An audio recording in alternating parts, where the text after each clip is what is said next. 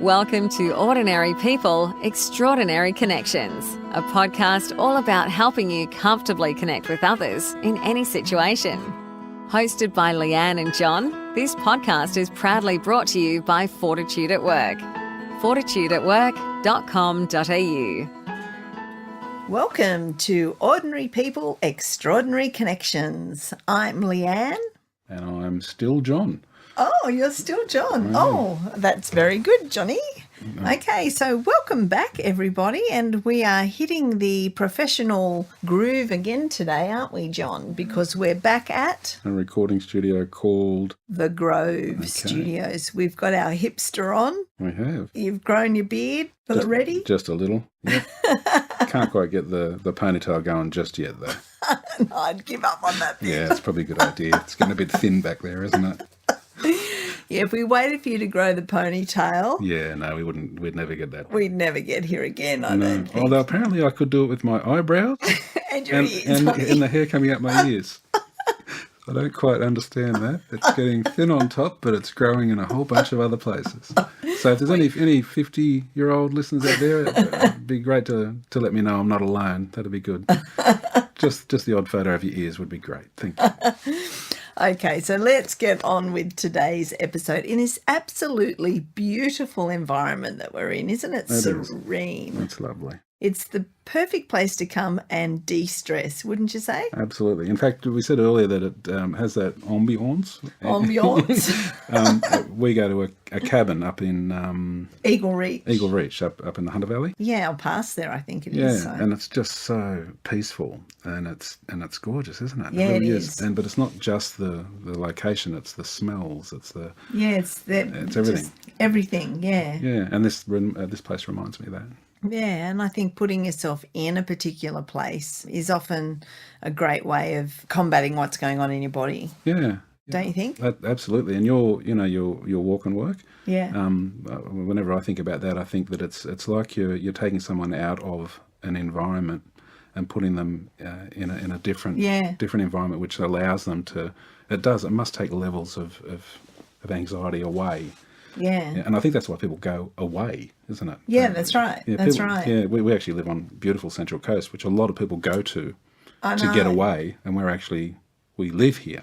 Yes, but that's my key argument for going away is to put ourselves into a different environment, There you because go. I know you think that you're holidaying every day where we live. Oh, but, I do. It's you know. beautiful. But I have no doubt that everyone from Port Macquarie comes to the Central Coast, and everyone from the Central Coast goes to Port Macquarie for 2 weeks a year. Yeah, that's true. We probably do. We just swap over. Yeah. Just so in a different environment. Okay, so let's get into the topic of the week, which is Stress. stress. That's right. It's actually one of my favourite topics. In good. fact, not only because I have lots and lots of lived experience of it, Yep.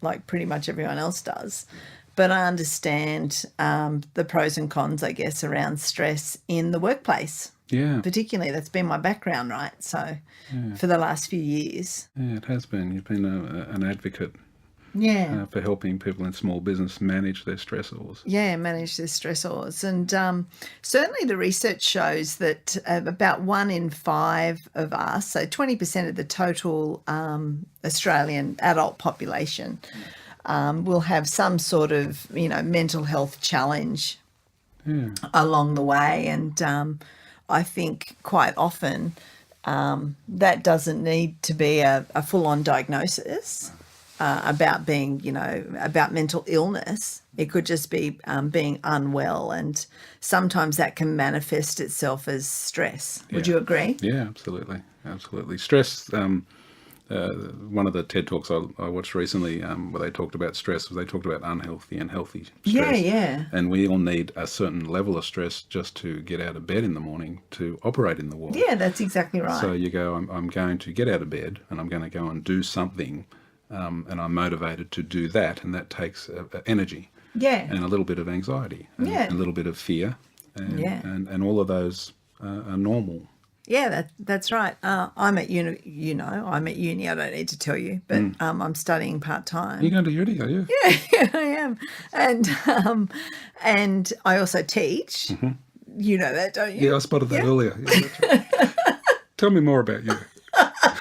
We should get to know each other before we do these things. It's only been 20 years. That's true. I teach at the University of Newcastle, and what I know about stress is that for university students, it can often be a great way to get your assignments done.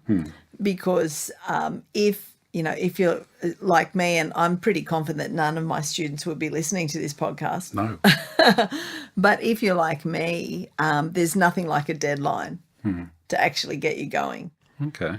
And what's one of my mantras, Johnny? I will get always, there. You always get there in the end. I'll get there in the end. Yeah, but that also means that I'm not going to do it until just before the end. It could do. Yeah, so the frustration for me, because we're talking about me now, is that there's so many instances in our lives where I'm anxious to get something done, and you go, we'll get there in the end, which you always do. Yes. But not just before the end. Yes. So I'm a planner, and I like getting stuff done, and like getting it done now. And you're a get there in the end girl. Yes, Yeah. I'll get there in the end. But most certainly, I guess that harks back to the positive aspects of stress. Yeah. Is it can be a great way to complete jobs, or to get out of bed, or to get your uni assignment done, even if it happens to be at midnight. That's it. And the chemicals, the adrenaline that gets sent from the brain is primeval, right? Yeah, that's exactly right. So it wasn't that long ago that we had to keep ourselves safe from predators, from cranky creatures, and our brains had to send a whole bunch of energy to our extremities to get the hell out of there. Yeah. And in doing so, we would be safe. Yeah, that's exactly right. The problem now is there's not too many predators around. Yeah, that's right. And we're sending those chemicals away from into our extremities when we're worried about paying a bill or getting an assignment done. Yeah, that's exactly right. We're not going to be eaten by the, what is it? T-Rex, I'll say. The saber-toothed tiger. Yeah, saber-toothed tiger. Your T-Rex is probably the wrong era. I don't think there was actually people around when there was T-Rexes. When the dinosaurs were We'll do here. that in our T-Rex Yeah, okay. Don't podcast. stress me about that, okay? Oh, you're a bit stressed? Yeah. Okay. I'm a bit stressed about that. Okay. Okay, so we acknowledge that some stress is good, really, and it's part of our primeval makeup, and it's certainly part of our physiology, and we have hormones and chemicals in our body that contribute to our heightened state of awareness, our ability to remove ourselves or not, or to damage ourselves, I guess, if we stay in a state of long-term stress. You know, Is that the fight, flight? Yeah. Okay. So if Or we keep freeze. Yeah, if we keep all of the heightened state of awareness, if we keep all of the adrenaline constantly pumping through our body with no release, or we don't release any, other chemicals that help to combat that state, that constant state, then we can, run the risk of Be unwell. chronic illness, I guess. So it's definitely a topic that's high on my radar, because it's something that we know, in fact, from the research that we do with small business people, that small business people do have a tendency to be more stressed than the average population. Yeah, they've got the house on the line, haven't they? Yeah. There's that nature of risk, I guess. Yeah.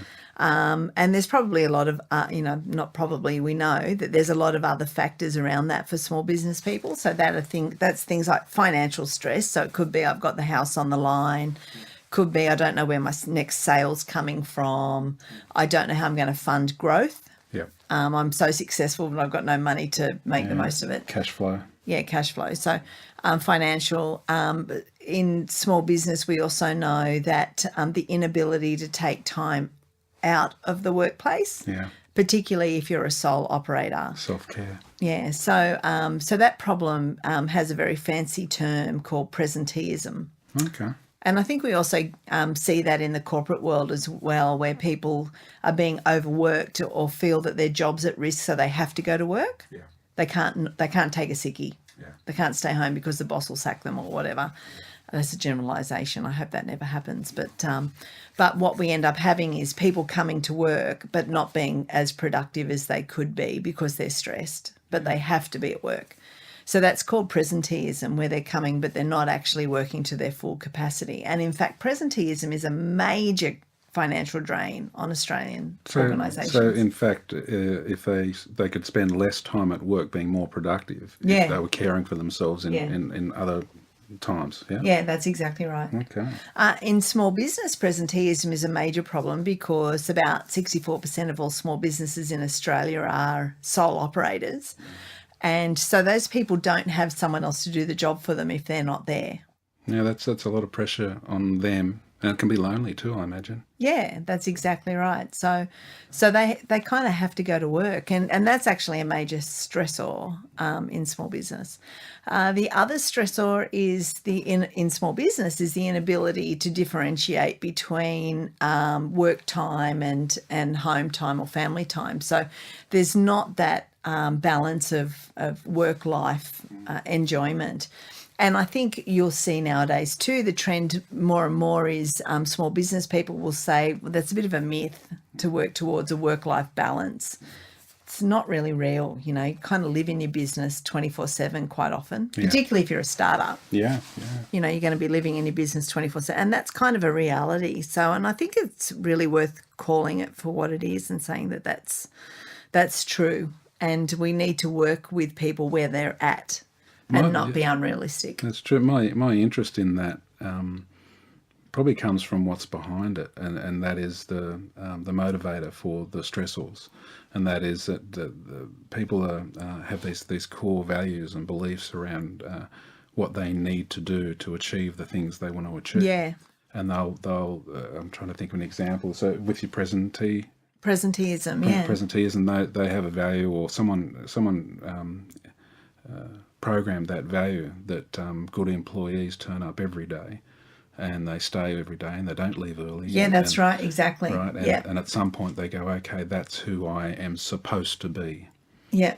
When in fact it gets counterintuitive to their productivity, but because they have this unwritten rule that says I must be present every day. I don't take sickies. I'm there from 9 till 6 or whatever it is, and that. But it'd be soul destroying, I imagine, after a while. It'd be exhausting to put that on themselves. Yeah, that's right. Yeah, and then these other stressors with a small business. I can imagine they're going. I really want to achieve something in my life. I want to prove myself successful. I don't want to work for someone. I want to work for me, but I also want to achieve these goals. I want to make sure I'm a millionaire. I own my home. I put my kids through school. I provide for my family. Those sorts of things. All those core values tell them that they are not quite good enough. Yeah. Unless they achieve those goals. Yeah. And then all of the pressure comes down and the stress. Yeah. And as with small businesses, as we know better than anyone, small business is a roller coaster. Oh yeah. It's up, it's down, it's up, it's down. And if you associate your sense of self with your business, and your business is successful and then unsuccessful, then successful and unsuccessful, then that person goes through the same roller coaster of when business is going well, I'm good. When business isn't going well, I'm bad. Yeah, yeah. And that to me sounds like an exhausting, stressful situation. Journey to go on, and it would be it would have to erode. Yeah. After a time. Yeah. And I guess then what we're doing is we're kind of crossing into that notion of resilience and how do I. And so I guess, you know, if we're keeping into this week, keeping under this week's topic of stress, is how do I manage stress? And therefore, I guess the question is, how do I build my sense of resilience? Yeah. And touching on that too, John, is that other notion of how other people's values, behaviours and expectations might stress me.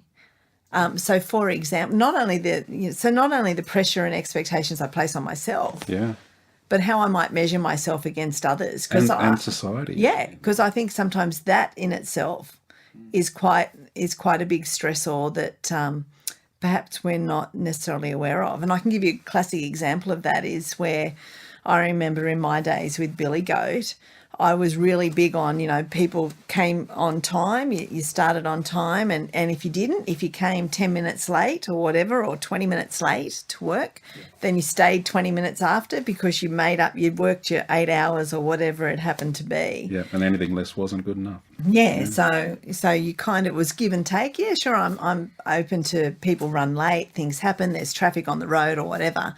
So I'll give that.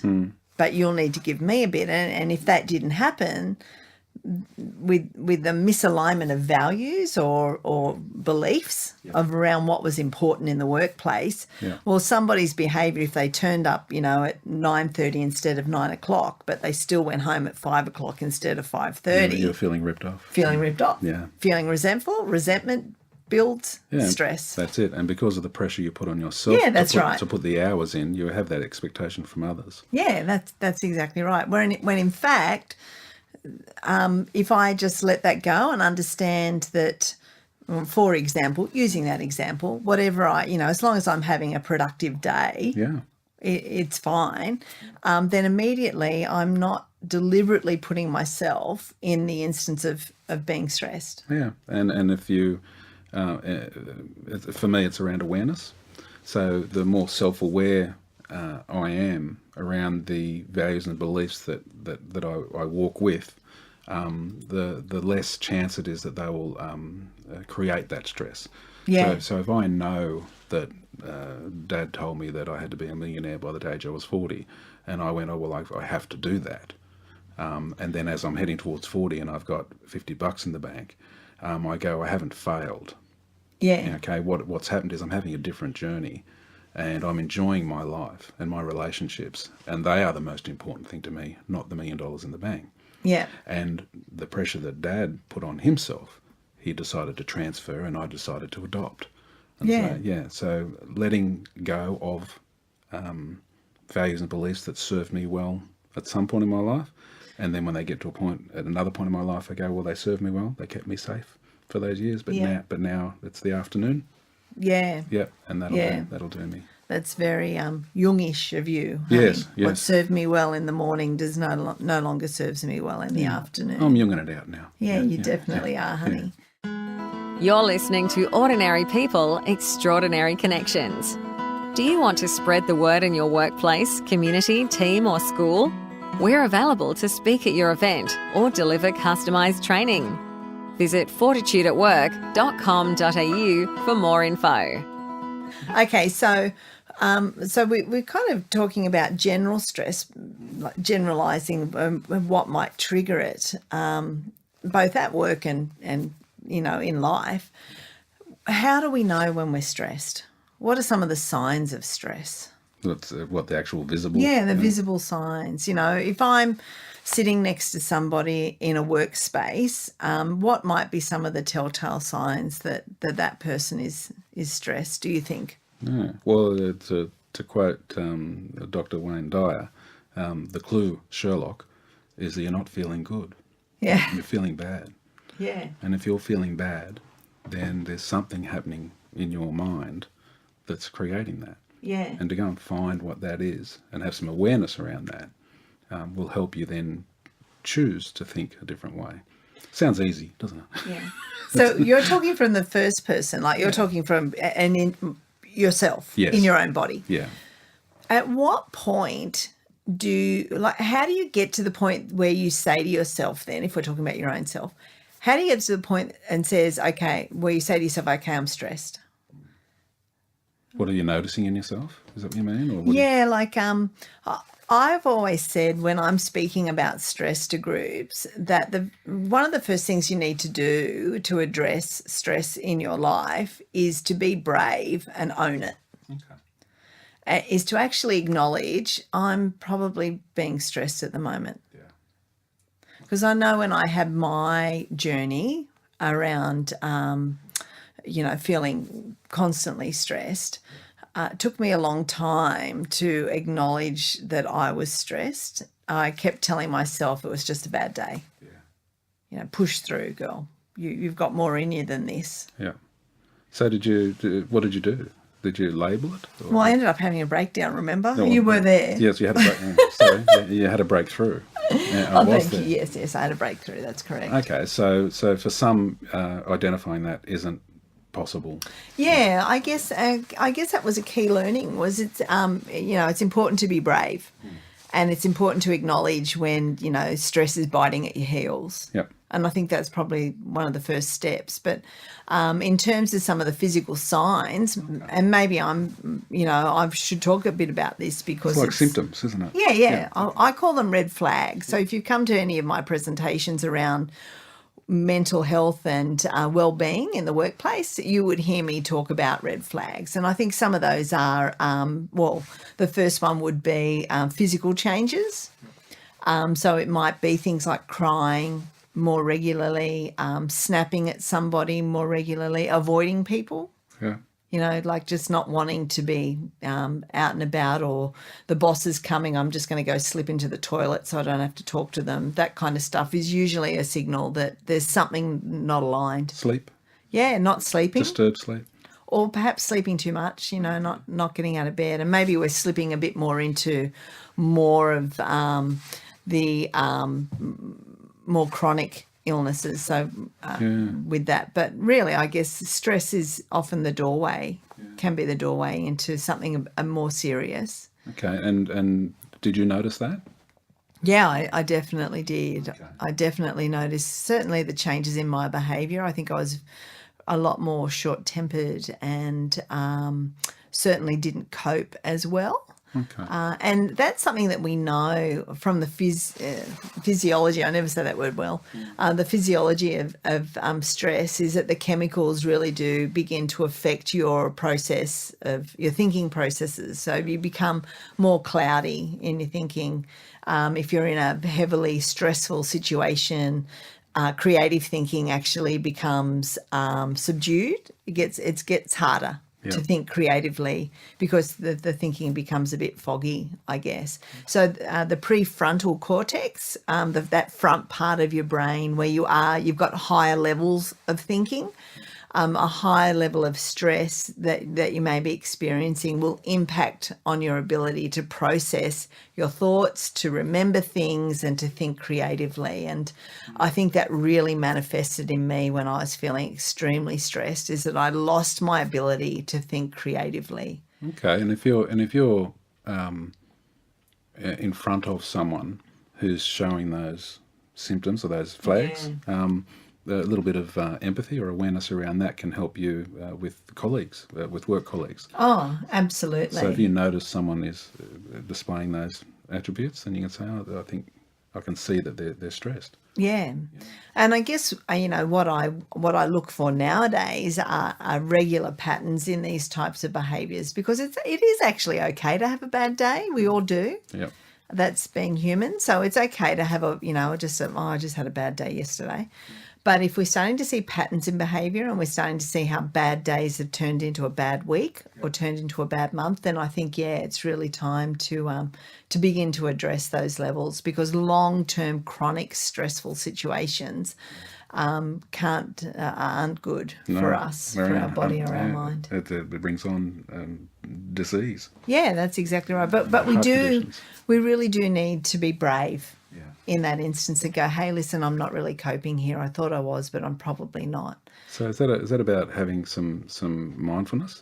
Oh, absolutely. Mindfulness comes up in every episode we talk about, John. Okay, so it does, but you said earlier that you didn't recognise those. No. So one of the purposes, I suppose, of us carrying on here in one of these podcasts is that if someone's listening and they go, okay, I'm going to now be a little bit more aware of myself. Yeah.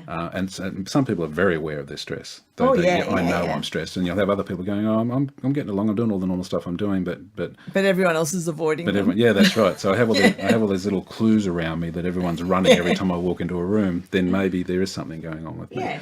So if you have that self-awareness or that mindfulness and says, I'm going to watch myself. Yes. And I'm going to notice these things.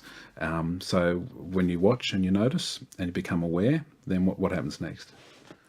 Then I think you can exercise choice. Okay. You can exercise choice. So you can either do something to help to minimise that stressful situation.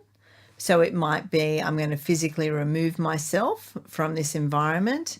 I'm going to take, and as corny as this sounds, it actually works. I'm going to take 3 very deep, slow breaths. I'm going to breathe in through my nose and I'm going to exhale. Let's do it now, John. Yeah, Ready, I am doing it, as you were saying. In through your nose, hold it for 2 seconds. They usually say 3 or 4, but I can't do that. I've done 4 breaths during this. And then, and then exhale. Yeah. So I'm going to take 3 deep, full breaths. We do talk to ourselves all the time. Yeah. There's a lot of chatter up there. Yeah, a lot of chatter going on in our head. So in those stressful situations where we're mindful that we're stressful, take a moment to look around and talk to yourself and say, right at this point in time, at this moment in time, I am safe. Yeah. Yeah. Where I am right now is safe. You know, I'm not being hit by a truck. I'm not being swept away by a cyclone. I'm actually safe. I'm not necessarily enjoying what's going on around me, but I am safe. Yeah, and everything's okay. Yeah, everything's okay. Yeah. So there are 3 really quick tools, actually. One was the breathing. One was the telling yourself, using that internal chatter to tell yourself that you're safe. And the other was removing yourself from the situation if you physically can. Even if it's just, hey guys, I just need to go outside and just grab a breath of fresh air. Just go for a quick walk. Yeah, go for a quick walk. Yeah, that's it. Actually, get out into the sun. Yeah. Even into the rain, actually. Yeah. So I think they're 3 really cool little tricks that anyone can do. And, you know, I used to think they were really corny. But I am not the stress head that I used to be. No. And that's because I practice those little tricks. And I'm very, very big fan of mindfulness. Yeah. Okay. So if you've got some strategies and some tools in your toolbox, and you are now noticing or witnessing yourself, looking out for those clues, and putting those things into place. And once again, I'm the big self-awareness guy, right? So if you also have some understanding of why you're in that position in the first place.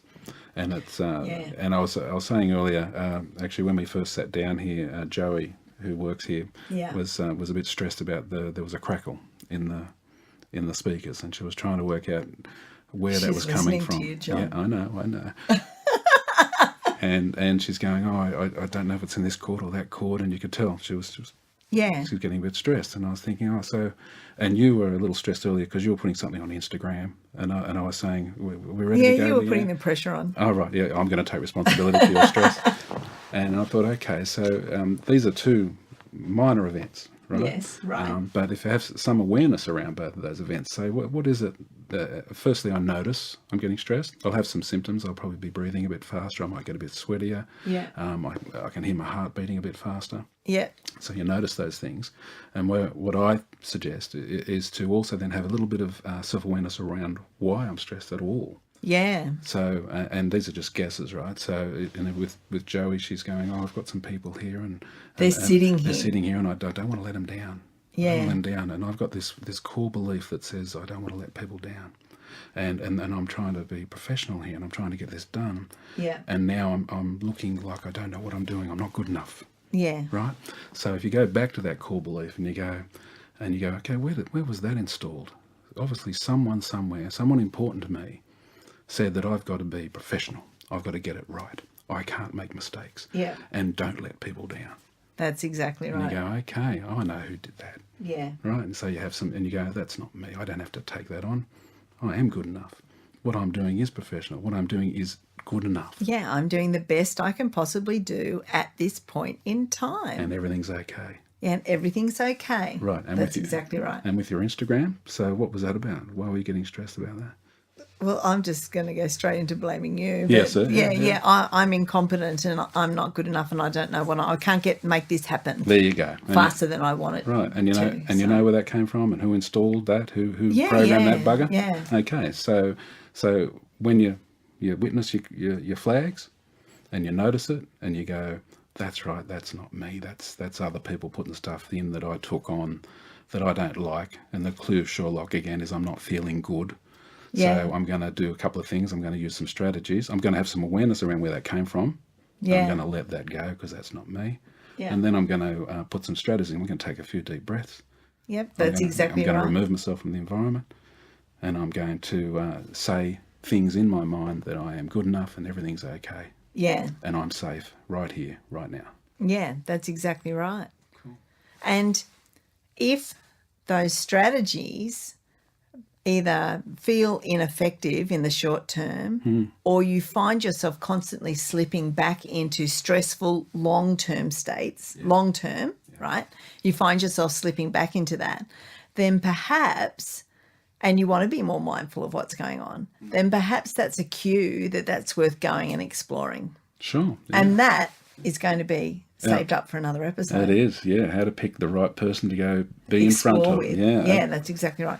So, isn't that interesting? So what might first manifest as an inability to sleep, waking up at 4 o'clock in the morning because you've got something on your mind, also known as feeling stressed, in fact, might go way, way, way, way, way, way back to where's that gap? Oh, once again, as we've talked about before, I don't feel good enough. Yeah. I'm letting somebody down. Yeah, and someone told me, that was important to me said that you've got to do this to be good enough. There was conditions somewhere. Yeah, there was conditions somewhere. Someone put some conditions in and said that this is how you got to act in this world and this is what you've got to do.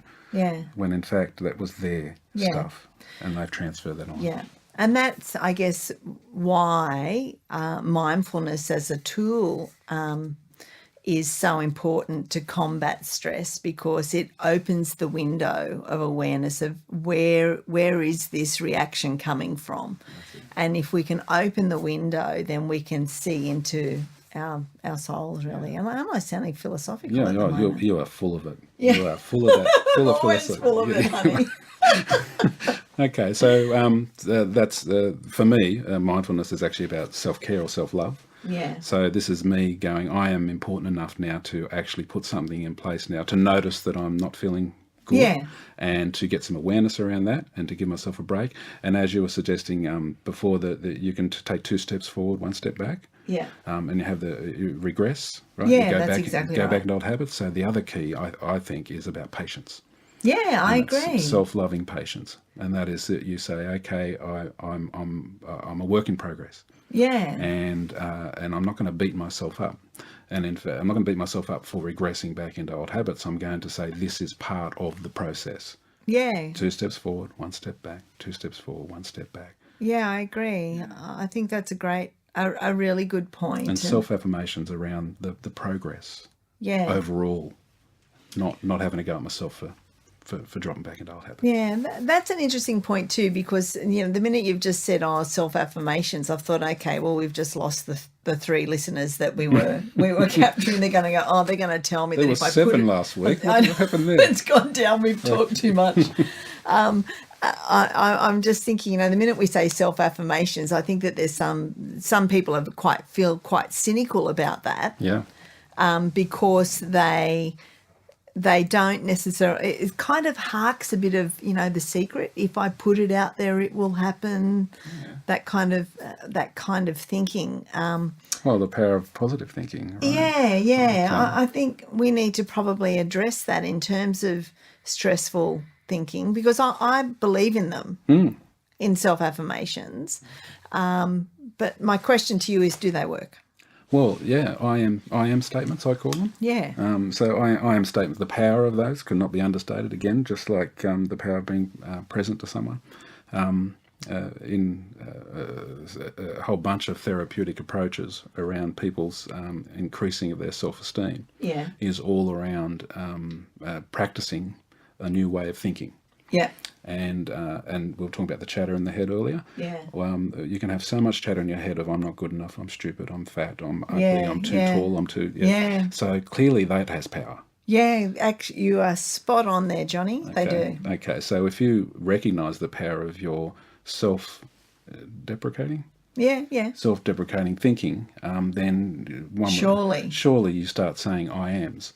Now, and the key, and this is the wonderful thing about the power of positive thinking, if you like, is that you can not believe it when you're thinking it. You can actually just, can I say bullshit? You can, okay. You can. Okay, so you can bullshit yourself to start with.